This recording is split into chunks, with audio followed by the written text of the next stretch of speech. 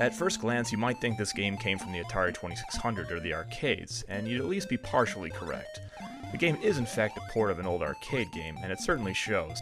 You've got the trademark repetition of dozens upon dozens of levels, all with a similar look, a musical track that loops without end, the trademark vacant background, stiff but responsive controls, and of course the fast-paced arcade-style action that pummels you with strange-looking enemies of all kinds. While Bobble might appear a little bit dull, the actual gameplay experience is anything but.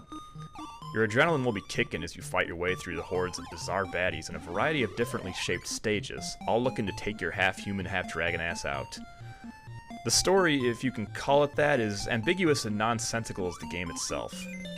You and your comrade Bub have been transformed by some spell into dragons who, for some reason, can only shoot bubbles and not fire.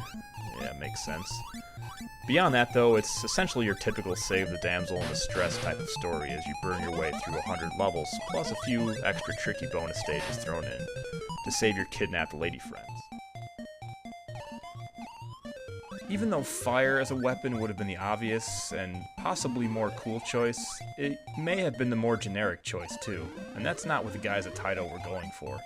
It's actually surprisingly fun to fight your enemies with bubbles and pop your poor captured prey into oblivion, especially when you strategically make a cluster of them and pop them all at once, landing you huge points. So satisfying. The multiplayer in Bobble is where the game really shines, as you can team up with a friend and fight your way through all 100 levels together, simultaneously, which isn't only a blast, no pun intended, but also makes the game a bit simpler and a lot less stressful for your green dragon hero. With a bunch of fun little add-ons like collectible letters that net you extra lives after spelling the word extend, umbrellas that allow you to bypass stages, and power-ups scattered throughout the game like lightning bolt bubbles, the game provides a plethora of depth and variety that you wouldn't quite expect from such an old-school and deceptively bland-looking game.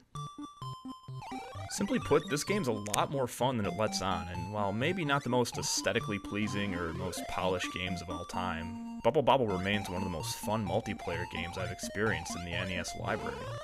Definitely check it out if you got the means.